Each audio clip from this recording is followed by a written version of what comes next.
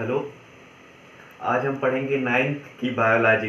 तो नाइन्थ में अभी जैसे पहुंचे हैं, अब तक केवल जो आप लोग का विज्ञान का किताब होता था उसमें पूरा एक में ही दिया होता था। अब नाइन्थ में जब पहुंचे हैं तो फिर विज्ञान में जो है उसमें विज्ञान को तीन भागों में डिवाइड कर दिया गया है। फिजिक्स, भौतिक विज्ञान, केमिस्ट्री, रासायनिक विज्ञान और बायोलॉजी, जीव विज्ञान। तो पहले हम जाने कि विज्ञान की परिभाषा क्या होती है। तो ये बहुत पहले से सुनते आ रहे हैं। किसी भी वस्तु के बारे में, उसके बारे में सबसे पहले हम जानेंगे। तो अगर जानना चाह रहे हैं तो उसके लिए व्यवस्थित क्रम से हमको उसको पहले पढ़ना होगा, फिर उसके बारे में जानना होगा।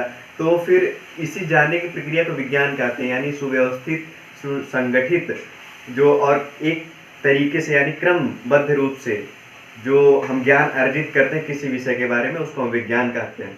तो विज्ञान की तीन शाखाएं हैं। पहला भौतिक विज्ञान। इसमें हम हमारे आस मतलब जो जितनी भी मशीनें यूज होती हैं वो सब, और जिनका अध्ययन हम करते हैं वो भौतिक विज्ञान के अंतर्गत आता है। और हमारे चारों तरफ जो घर ये सब दिख रहे हैं, या फिर जो हम पंखा देख रहे हैं चल रहा है, इसमें भौतिक विज्ञान का प्रयोग होता है। फिर दूसरा है रसायन विज्ञान। तो रसायन विज्ञान में हम रसायनों का अध्ययन करते हैं, रसायन यानी केमिकल्स का अध्ययन करते हैं, और उसके बारे में संपूर्ण जानकारी लेते हैं। और तीसरा है जीव विज्ञान, जिसके बारे में आज हम पढ़ेंगे। तो जीव विज्ञान में हम संपूर्ण सजीवों का अध्ययन करते हैं, चाहे वो जंतु हो, पादप हो, चाहे जो हो। तो फिर अब जीव विज्ञान यानी बायोलॉजी के फिर दो शाखाएं हैं। एक है जंतु विज्ञान, दूसरा है वनस्पति विज्ञान। तो जो जंतु विज्ञान है उसके जनक यानी पिता जो इन्होंने इस शब्द का प्रयोग किया था वो अरस्तु जी है, और वनस्पति विज्ञान के जो है वो थियोफ्रेस्टिस जी है। तो जंतु विज्ञान में हम मुख्यतः जंतुओं के बारे में अध्ययन करते हैं। जैसे छोटे जंतु हो गए चाहे या बड़े, जैसे हम लोग भी, मनुष्य भी एक जंतु है, तो हम इस जंतु विज्ञान में ही मनुष्य के बारे में भी अध्ययन करते हैं। और वनस्पति विज्ञान में अनेक प्रकार के पादपों, पेड़ पौधों का बारे में अध्ययन करते हैं। तो जो पहला चैप्टर है उसके बारे में हम पढ़ेंगे। सबसे पहले जीवन की मौलिक इकाई। जीवन की मौलिक इकाई क्या होती है, इस चैप्टर में जानेंगे कि हमारा शरीर किससे मिलके बना होता है, या हमारा शरीर कैसे कार्य करता है, हमारे शरीर में जो कोशिका पाई जाती है उनमें क्या क्या पाया जाता है। तो सबसे पहले देखेंगे कि इसकी खोज किसने की थी। जीवन की मौलिक इकाई, the fundamental unit of life. Robert Hooke नाम के एक वैज्ञानिक थे जिन्होंने 1665 ईस्वी में खुद के द्वारा बनाए हुए एक सूक्ष्मदर्शी से पतले कटे हुए कार्क का अध्ययन किया। कार्क मतलब वृक्ष की जो छाल होती है, ऊपर वाला भाग छाल कहते हैं। तो उसमें कुछ संरचनाएं थी जिनको कार्क कहा। ठीक, तो जब उसको सूक्ष्मदर्शी की सहायता से इन्होंने देखा तो उसमें पाया कि छोटे छोटे प्रकोष्ठ यानी ऐसे कमरे जैसे छोटे छोटे एकदम, वो भी जब सूक्ष्मदर्शी से देखा तब पाया। उन्होंने इन प्रकोष्ठों को कोशिका यानी सेल कहा। अब जो हम देखेंगे हम मान लीजिए हम एक क्रियाकलाप प्रयोग करते हैं। हम एक प्याज का टुकड़ा लेंगे, छोटा सा छील के उसको। तो जब प्याज लेते हैं तो उसके एकदम बाहर वाइट सफ़ेद झिल्ली टाइप की होती है, देखा होगा।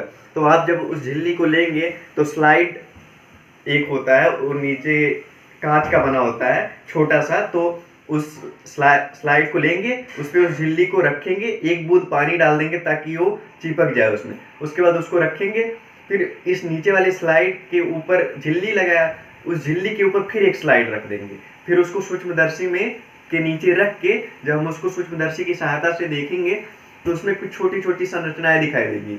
वो संरचनाएं ही सेल यानी कोशिका कहा जाता है। जो सेल हमारे जीवन की, हमारे लाइफ की मूलभूत इकाई होती है। यानी हमारा शरीर कोशिका से मिलकर बना होता है। जो सबसे छोटी इकाई होती है वो हमारे शरीर की कोशिका है। कोशिका से ऊतक बनते हैं, ऊतक से अंग बनते हैं, अंग से अंगतंत्र बनता है, अंगतंत्र से तब जाके हमारा शरीर बनता है। तो कई कई जीव ऐसे होते हैं जिनमें केवल एक कोशिका पाई जाती है, उनको एक कोशिकीय जीव कहते हैं। कई कई जीव ऐसे होते हैं जिनमें बहुत कोशिका पाई जाती हैं, उनको बहुकोशिकीय जीव कहते हैं। अब देखेंगे इसमें एक कोशिकीय जीव क्या होते हैं। वे जीव जिनका संपूर्ण शरीर मात्र एक कोशिका में निहित होता है उसे एक कोशिकीय कहते हैं।